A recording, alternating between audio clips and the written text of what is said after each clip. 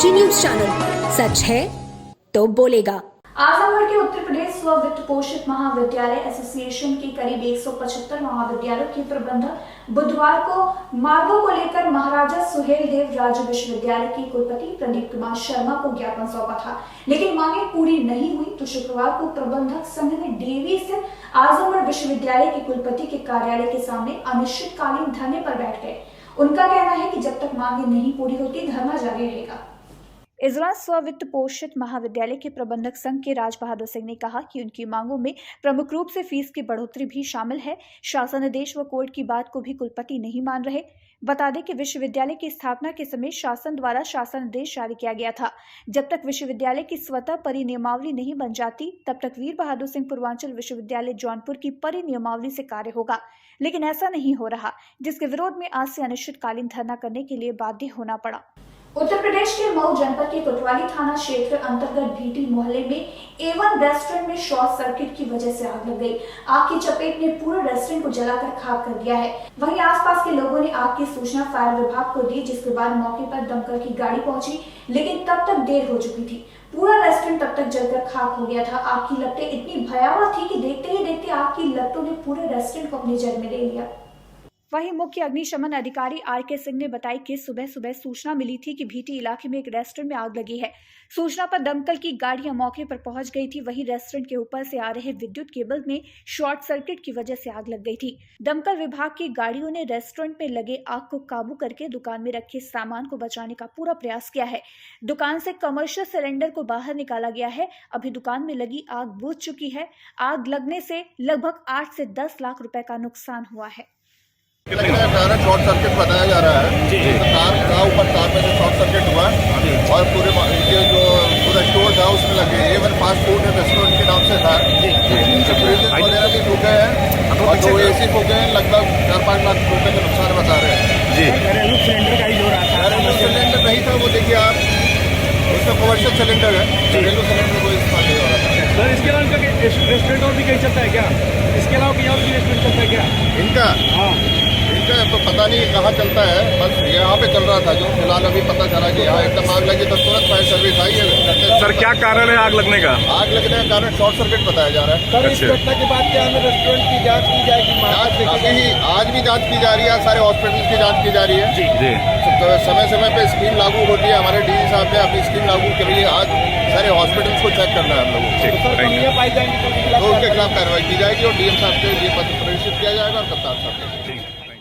बरेली जिले में लंबे समय से मानकों के विपरीत चल रही मीट फैक्ट्री मारिया फ्रोजन के खिलाफ उत्तर प्रदेश सरकार ने बड़ी कार्रवाई की है। उक्त फैक्ट्री नगर निगम से अनुबंधित होकर अपना काम कर रही थी, मगर वहीं मारिया फ्रोजन के खिलाफ लगातार शासन को अनियमितता की शिकायत मिल रही थी। मुख्य सचिव मनोज कुमार ने फैक्ट्री को तत्काल बंद करने के आदेश दिए हैं। बताया जा रहा है कि मीट फैक्ट्री मारिया फ्रोजन के खिलाफ लगातार हो रही शिकायत का संज्ञान लेते हुए तत्काल बिजली, पानी व अन्य सुविधाओं को बंद करने के निर्देश जारी किए गए हैं। प्रदूषण नियंत्रण बोर्ड से जारी आदेश में कहा गया है कि फैक्ट्री प्रबंधन ने जानबूझकर तथ्यों को छुपाया है, बल्कि तय मानकों से विरुद्ध जाकर फैक्ट्री के अंदर काम किया जा रहा है। आदेश में फैक्ट्री को बंद करने के साथ बिजली, पानी, अन्य सुविधाओं को भी तत्काल बंद करने के आदेश जारी किए गए हैं। फैक्ट्री के 300 जानवर काटने की परमिशन दी थी, लेकिन फैक्ट्री के अंदर 600 से लेकर 800 जानवरों को काटने की परमिशन तथ्य छुपाकर परमिशन ली गई, जो कि मानकों के बिल्कुल विपरीत है और फैक्ट्री का कृत्य दंडनीय अपराध है। तत्काल इस फैक्ट्री को सीज करने के आदेश लखनऊ से प्रदूषण बोर्ड के अध्यक्ष मनोज सिंह दिए हैं। देखिए, वो शासन से आदेश था और उसमें शासन स्तर पर कुछ कमियां पाई गई हैं, लेकिन जहां भी जिस भी स्तर पर अगर कोई भी कमी पाई जाएगी उनके खिलाफ सख्त कार्रवाई होगी और किसी भी तरह की कमियां खास तौर से नगर निगम क्षेत्र में बर्दाश्त नहीं की जाएंगी।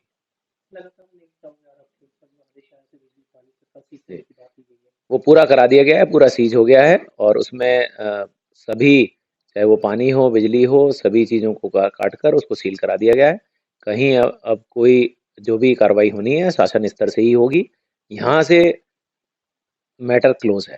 सर लंबे समय से इसकी शिकायत हो रही थी, इतना टाइम कैसे लगा इसमें? देखिए, यहाँ पर क्योंकि हम नगर निगम के पास कोई जो अधिकार होते हैं वो पॉल्यूशन बोर्ड के पास हैं, क्योंकि कमियां वो देख सकते हैं। जो अनुबंध हुआ था, ये अनुबंध का आधार भी शासन से ही बना था ये नगर निगम का कोई डायरेक्ट अनुबंध नहीं है। तो इसमें पॉल्यूशन बोर्ड को ही कार्रवाई करनी थी, क्योंकि पॉल्यूशन बोर्ड और उनके जो डॉक्टर्स हैं वो वहाँ बैठते हैं। उन्हीं को देखना होता है कि हाँ, हमारे पॉल्यूशन बोर्ड के हिसाब से ठीक चल रहा है कि नहीं चल रहा है। अब अगर पॉल्यूशन बोर्ड ने आदेश दिया है कि नहीं चल रहा है तो उसको निश्चित रूप से बंद किया जाएगा। बड़ी कार्रवाई है। उत्तर प्रदेश में ये काफी बड़ी कार्रवाई के तौर पर देखा जा रहा है।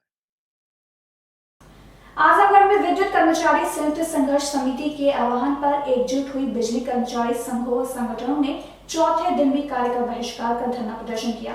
वहीं कर्मचारियों के कार्य बहिष्कार से राजस्व की वसूली पर भी चोट पहुंच रही है।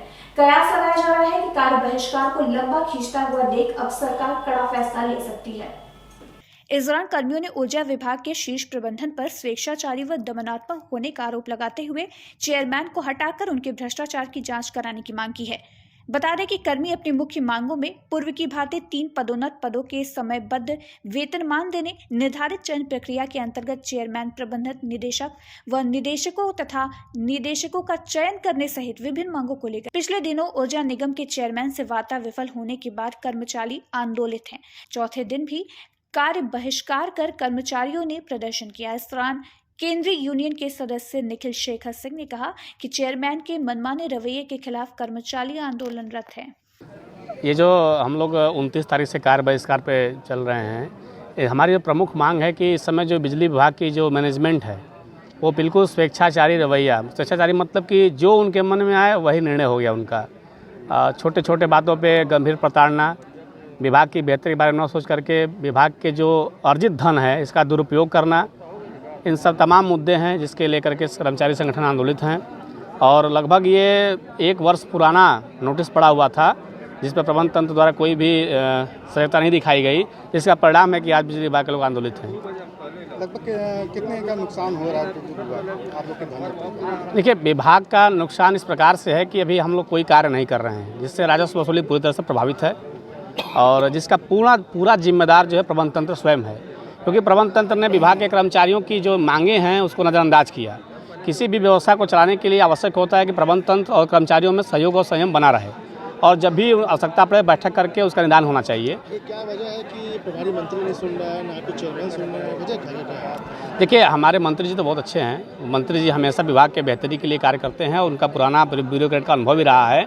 लेकिन जो वर्तमान में हमारे चेयरमैन साहब हैं, एम देवराज साहब, इनका जो व्यवहार है और इनकी जो कार्यशैली है वो बिल्कुल एक तानाशाह की तरह है कि उनको लगता है कि जो हमने निर्णय लिया वो सही है, जबकि विभाग, बिजली विभाग एक तकनीकी विभाग है और ये जनता से जुड़ा हुआ विभाग है। तमाम परिस्थितियाँ होती हैं, अनुकूल होती हैं, प्रतिकूल होती हैं, इसको ध्यान देना पड़ता है, जबकि उनके द्वारा इससे कोई ध्यान नहीं दिया जा रहा है। और प्रायः देखा जाता है, आप लोग भी देख रहे होंगे, मीडिया के लोग भी देख रहे होंगे कि विभाग में एकाएक तमाम सारी योजनाएँ जो कि जनता के हित से जुड़ी हुई नहीं हैं, किसी विशेष लोगों को फ़ायदा पहुंचाने के लिए, पूंजीपतियों को, हम ये जानना चाहते हैं कि ऐसा कौन सा फार्मूला है जिससे कि एक ही कंपनी जो अडानी है उसको टेंडर मिलता जा रहा है। कैसे डिकोड हो गया टेंडर के, सारे टेंडरों में L1 अडानी आ गई। विभाग में तमाम फर्म अप्लाई करती है लेकिन सारे के सारे काम अडानी को मिल रहे हैं। 25,000 करोड़ का मीटर का टेंडर कर दिया गया जो कि 121% ज़्यादा है अनुमानित लागत से। ये सारी चीज़ें भ्रष्टाचार से जुड़ी हुई हैं, इसकी भी जांच होनी चाहिए। पुराने भी कर्मचारियों की APFC पे घोटाले हुए हैं, उसमें भी कोई कार्रवाई नहीं हो रही है। और विभाग का कर्मचारी जो पूरे मनोयोग से विभाग के रेवेन्यू को लगातार बढ़ा रहा है। देखिए, हमारा जो धरना फिलहाल तो अनिश्चितकालीन है और जब तक कोई ठोस निर्णय नहीं होता प्रबंध तंत्र के माध्यम से कि हमारी जो मांगे हैं उसको मानना पड़ेगा। और इसमें जो सबसे प्रमुख मांग है कि जो हमारे चेयरमैन साहब हैं, भाई विभाग में एक नियम होता है कि JE 3 साल रह सकता है एक जगह पे, तो विभाग के चेयरमैन कितने दिन से यहाँ रहेंगे? क्यों उन्होंने जो है एक तनाशाही माहौल यहाँ पैदा कर दिया है? शांतिपूर्वक कार्य चल रहा था, विकास की योजनाएं चल रही थी, वो पूरी तरह से ठप हो गई है। सिगरा थाने की पुलिस ने शुक्रवार को ACP के नेतृत्व में कैंट स्टेशन से रोडवेज तक डग्गामार बसों के खिलाफ जांच अभियान चलाया। इससे डग्गामार वाहन चालकों में खलबली मच गई। ACP ने बताया कि 2 डग्गामार बसें सीज कर दी गई हैं। इसके अलावा ये अभियान आगे भी जारी रहेगा। गौरतलब है कि कैंट स्टेशन रोडवेज से लहतारा मार्ग पर डग्गामार वाहनों की समस्या काफी समय से है। समय समय पर पुलिस इनके खिलाफ अभियान चलाती है, लेकिन प्रभावशाली बस मालिकों, सफेदपोश लोग पुलिस की मिलीभगत से फिर डग्गामार वाहनों का संचालन शुरू हो जाता है। नियम विरुद्ध ढंग से रोडवेज एरिया के अंदर से सवारियां बैठाई जाती हैं। कैंट स्टेशन के सामने जाम का एक सबसे बड़ा कारण रोडवेज की बसें हैं, लेकिन इसमें डग्गामार बसों की भी भूमिका है। अभियान शुक्रवार से शुरू हुआ है। एसीपी का कहना है कि ये कार्यवाही जारी रहेगी। अभियान में रोडवेज के RM inspector signal Raju Singh, roadways चौकी इंचार्ज आदित्य आदि रहे। पुलिस, आरएम और आरटीओ की संयुक्त टीम ने जो डग्गा मार वाहन है उनके अगेंस्ट हमने चेकिंग करवाई है। तो कुछ वाहन हैं जो हमें मिले हैं इस रोड पर फ्लाई करते हुए, उनको हम सीज करेंगे और आरटीओ साहब जो भी आगे की कार्रवाई होगी वो करेंगे। कितनी बसें सीज की गई हैं? अभी फ़िलहाल तो 2 बसें सीज करी गई हैं और ये निरीक्षण आगे भी चलता रहेगा, ऐसे स्पॉन्टेनियस होगा ताकि लोगों को जो यहाँ पर इसके तरीके के लोग हैं इनमें एक मैसेज जाए कि अब यहाँ पर ऐसा कुछ नहीं हो सकेगा। गाजीपुर के सदर कोतवाली इलाके के महाराजगंज के इस्लामाबाद में माफिया रामज्ञान यादव के खिलाफ गैंगस्टर एक्ट की धारा 14(1) के तहत 3 करोड़ 45 लाख की संपत्ति के खिलाफ कुर्की कार्रवाई की गई। पुलिस की ओर से की गई कार्रवाई में 3 करोड़ 45 लाख की संपत्ति को कुर्क किया गया है। ये कुर्की की कार्रवाई सदर कोतवाली क्षेत्र के छावनी लाइन में गैंगस्टर एक्ट के तहत की गई है। दरअसल अवैध रूप से धनार्जित कर माफिया रामज्ञान यादव ने अपनी पत्नी, भाई और भाई की पत्नी के नाम से भू संपत्ति बनाई थी, जिसे आज सीओ सिटी गौरव कुमार के नेतृत्व में मुनादी कराकर कुर्क की कार्रवाई की गई है। वहीं सीओ सिटी गौरव कुमार ने बताया कि जिलाधिकारी के निर्देश पर गैंगस्टर एक्ट के धारा 14(1) के तहत आज रामज्ञान यादव के खिलाफ कुर्क की कार्रवाई की गई है। रामज्ञान यादव के द्वारा 3 करोड़ 45 लाख की 4 संपत्तियां अवैध धनार्जित कर अपनी पत्नी, भाई और भाई की पत्नी के नाम से बनाई गई थी, जिसके खिलाफ आज कुर्क की कार्रवाई की गई है। ये 14(1) के अंतर्गत गैंगस्टर एक्ट की धारा 14(1) के अंतर्गत कार्रवाई की जा रही है। श्रीमान जिलाधिकारी महोदय के आदेशानुसार। कितनी सर कीमत होगी? क्या प्रॉपर्टी क्या है, क्या कीमत है? किसकी प्रॉपर्टी और क्या कीमत है? अभियुक्त रामज्ञान यादव पुत्र बहोरन यादव निवासी इस्लामाबाद थाना कोतवाली अंतर्गत इनकी पत्नी के नाम से, इनके भाई के नाम से और भाई की पत्नी के नाम से कुल 4 संपत्तियां अभी चिन्हित की गई थी जो इन्होंने अवैध धन से अर्जित की थी और जिसका अनुमानित मूल्य मार्केट रेट इस समय लगभग चारों का मिला के करीब 3 करोड़ 45 लाख के आसपास है।